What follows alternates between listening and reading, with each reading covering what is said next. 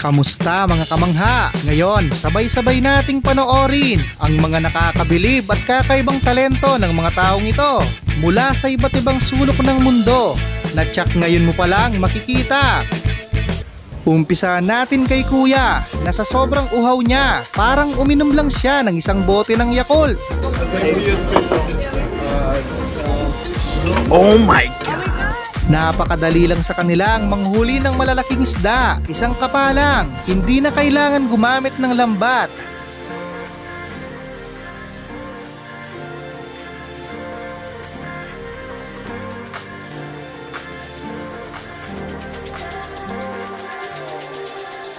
Ang bilis magtrabaho ng mga to, hindi sayang ang binabayad sa kanila, pati paglapat ng tiles, sobrang pulido.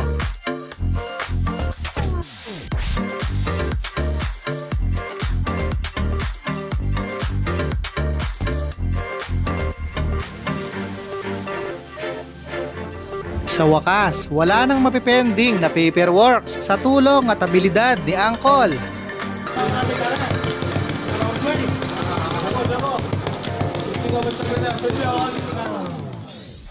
Nakakamangha talaga ang skill ng dalawang atletang ito. Kung titignan mabuti, parang pinindot mo yung rewind button.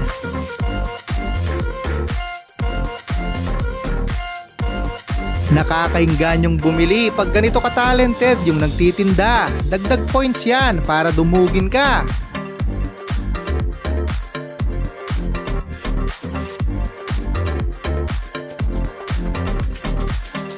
Huwag mong sabing lalaki ka pag nag-away kayo niyan. Panigurado, bugbog sarado ka.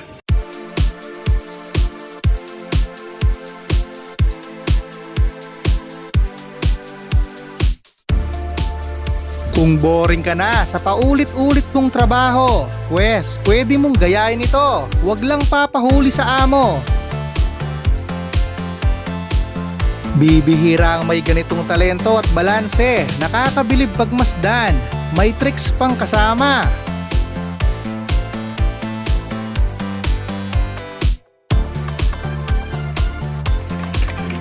Ito na yata ang pinakamabilis na kamay sa balat ng lupa. Bagay siyang maging cashier sa malalaking mall para hindi maghintay ng matagal ang mga mamimili. Pinamalas naman ng babaeng Chinese na ito ang tatag at balanse ng kanyang katawan.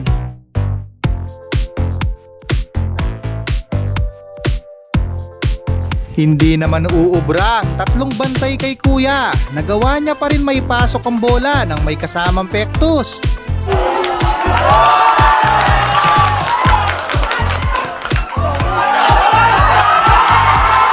Kung hindi ka naman kagalingan, huwag mo na lang subukan. Baka mabasag lang ang cellphone mo. Hindi matatawar ng lakas ng daliri ni Kuya. Nagawa niyang biyakin ng bato ng isang daliri lang.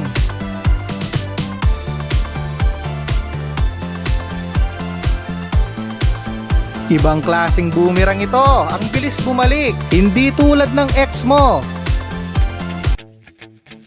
Well, hindi naman magpapatalo ang isang ito. Nag-drip siya ng pabilog gamit ang kanyang motor na parang wala lang sa kanya.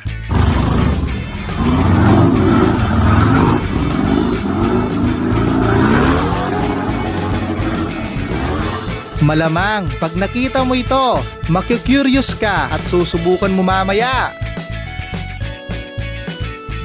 Akala ko nung una, away kanto lang. Pero kung titignang mabuti, mapapabilib ka talaga sa talent nila.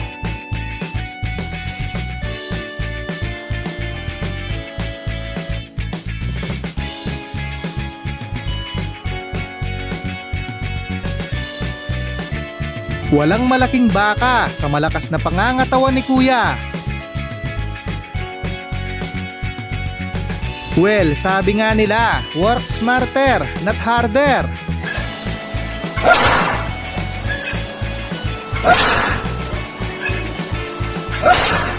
Hindi nakakapagod ang trabahong ito, pero kailangan ng matalas na mata para hindi malito. Isa kang mahinang nilalang, tumabi ka at manood. Ako na titira.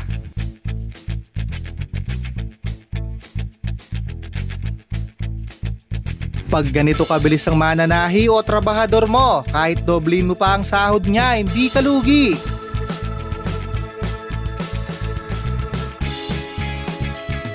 Huwag na huwag niyong gagawin ito sa oras ng trabaho. Baka pag nakita ka ni boss, mag last day ka.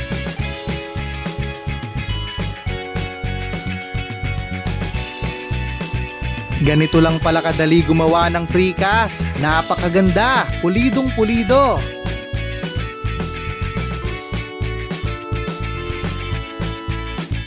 Panigurado, pag nakita mo to sa daan, mapapatigil ka sa bangis ng backflip skill niya. Kahit hindi na matuloy ang outing namin, okay na ako dito.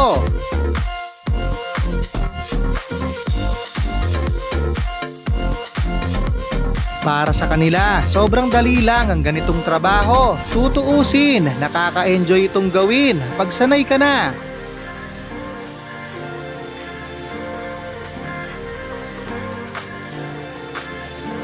Grabe yung lakas ng katawan niya. Partida, nakasabit lang yan. Hindi na ginamitan ng kamay.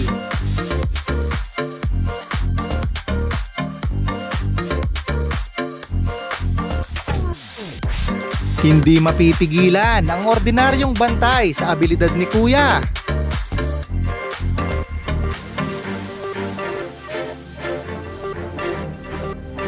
Hindi kaya pagkatapos niyan, Col, dinaig mo pa yung lasing sa sobrang hilo.